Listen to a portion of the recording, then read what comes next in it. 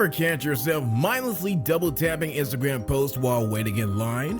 When's the last time you felt insecure comparing your life to someone's picture perfect vacation selfie? If you're between ages 8 and 80 in 2024, chances are you either use Instagram regularly or know someone obsessed with it. But how often do we actually step back to examine Instagram's effects on society? Should we take responsibility for our digital actions seriously when liking influencer posts, or is scrolling just a harmless everyday habit? Well, Instagram may seem like an innocent photo sharing app on the surface, but alarming trends connect its runaway growth to rising rates of depression, anxiety, and striving for unattainable perfection among users. In today's video, we'll break down Instagram's gradual shift from creative promise to toxic social media beast thanks to Facebook's profit-hungry takeover. The deeper we analyze Instagram culture and behavior designed to exploit human vulnerability, the clearer its role in destroying mental health and truth becomes. But to understand how things went so wrong, we need to go back and appreciate Instagram's origin story and early days.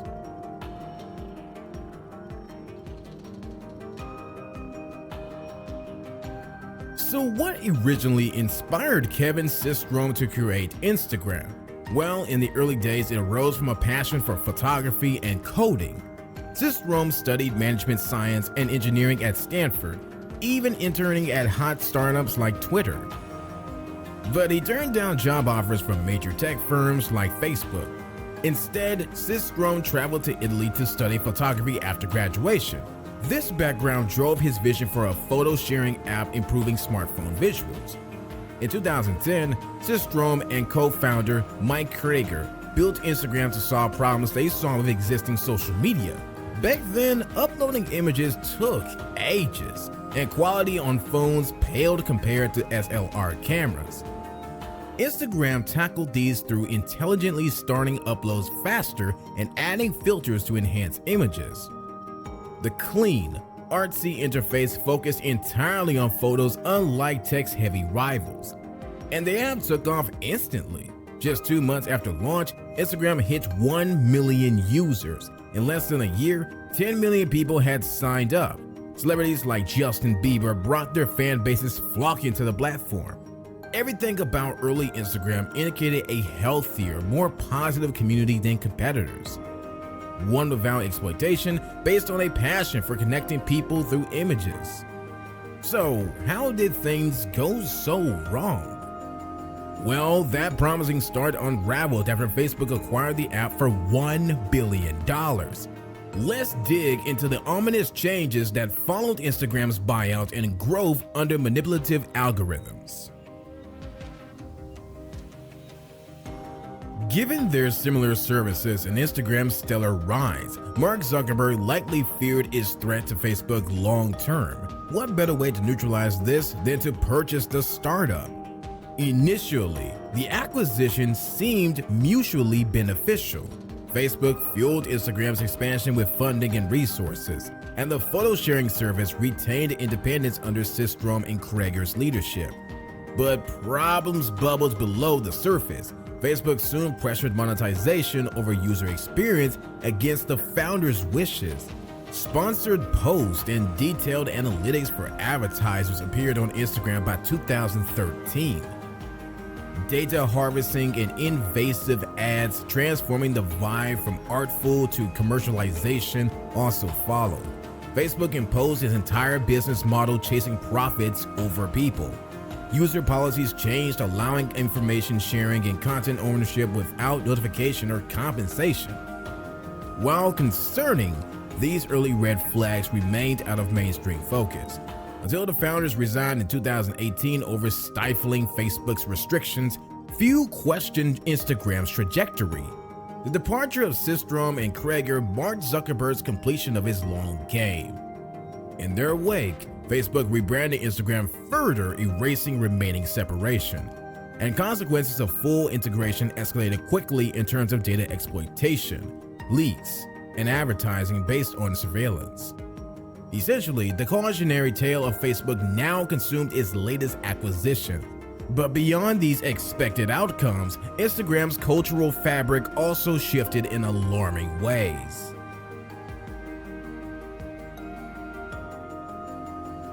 Instagram's identity, founded on photo filters, evolved dramatically post-Facebook. Manipulating images to portray seemingly flawless lives defines the platform today. This false perfectionism pressure breeds a darkly competitive mentality among users. Face tuning and photoshopping became so pervasive that the term Instagram reality emerged, describing the stark contrast between edited posts and truth. Entire Reddit and YouTube communities exist revealing the deception behind Insta-famous snapshots and stories. But the distressing impact on mental health persists regardless if people catch on rationally. You can't escape toxic messaging bombarding you daily, telling your life is not enough while scrolling. These unattainable standards particularly affect young women. Internal research leaked in 2021 confirmed over 40% of teen girls reported Instagram made them feel ugly. 30% of UK female teens said it worsened feelings of inadequacy. They acknowledge the app actively damages well-being, even as obsessive habits keep them locked in anxiety-inducing feedback loops. This occurs by design, orchestrated by Facebook's attention-seeking algorithms.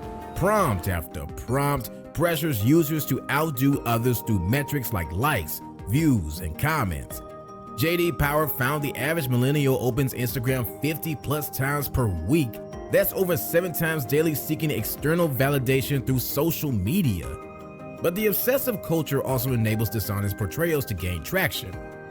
Buying fake followers now runs rampant across influencer accounts. Yet, instead of facing backlash for inauthenticity, these practices earn rewards in the form of brand deals and partnerships. Essentially, Instagram incentivizes deception. The more you manipulate perception, the further you climb the social hierarchy. But this environment wouldn't impact society so deeply if limited to adults.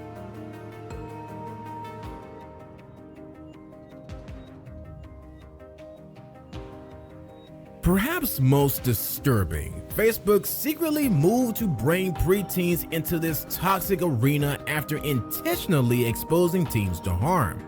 How? By preparing an Instagram for kids under 13. The project only halted after public outrage over leaked research showing current teenage user damage. But make no mistake, without public awareness and anger, Zuckerberg planned leveraging a vulnerable younger demographic for profit. This revelation around Instagram's effects and willingness to exploit children chased engagement, shocked lawmakers and families. It confirmed the long-held skepticism about true motives behind big social media. Because despite insider knowledge of its dangers, especially for young people, Facebook relentlessly pursues growth and domination at all costs. But further enabling body image issues and mental health crises among kids for money is morally unconscionable. In response to backlash, Instagram now says, "We strongly disagree that Instagram is toxic for teens," and they claim the leaked slide deck lacked necessary context. However, Facebook continuously fights legislative efforts around transparency and accountability. Every exposed misstep triggers PR crisis containment over meaningful change or admission of ethics violations.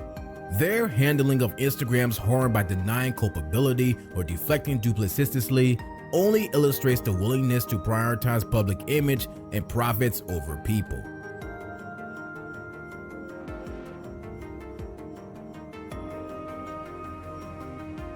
So how do we confront this runaway behemoth platform streamrolling society for dollars powered by algorithms? Instagram's devastation, despite humble beginnings and passion, reminds us of big tech's corrupting forces. But wanting Facebook held responsible shouldn't mean abolishing social media entirely out of cynicism. That neglects real positive change, still possible by addressing vulnerabilities in these systems, exposing the public to danger. Imagine an alternate timeline where Systrom and Krieger maintain creative independence to nurture Instagram responsibly with community-driven governance over self-regulation, where incentives aligned with user well-being over infinitely scaling vanity metrics tilting the system towards destruction.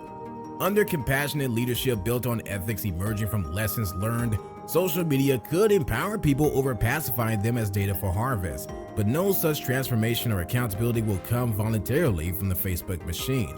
Through unrelenting public scrutiny, creative grassroots opposition, shareholder pressure from Wall Street, regulation with teeth finally enforcing fines at scale, even breaking up acquisitions, movement, fueling counterweights can balance the dominance at last. But what does positive change look like practically? Users should demand transparency around news feed algorithms and content choices instead of opaque personalized programming maximizing addiction. Independent audits on data tracking and privacy protection would also keep companies ethical. Guidelines shaping appropriate ads and age-restricted experiences could better safeguard those vulnerable. Allowing removed violating content appeals gives speech oversight to the people rather than partisan censorship. Most importantly, we citizens must send the message we don't accept mental health threats or radicalizing polarization from platforms claiming no responsibility post-publication. Just as with ethical goods, we buy based on company values. Our digital lives carrying so much sway deserves conscientious stewards. The dystopian tech nightmare constantly tilting world events arises from our complacency as much as Silicon Valley's recklessness. But engaging problems openly, advocating solutions in unison, and ultimately valuing human dignity over endless consumption presents paths where ethical innovation still transforms lives. We all play parts charting this choice. Will you stand for truth and realization seeking social media that connects without controlling? Well, that's all for today. What are your thoughts on Instagram's impact on society? Share your experience in the comments down below. Like this video if you agree and subscribe for more tech discussions. We're almost at 1,000 amazing subscribers.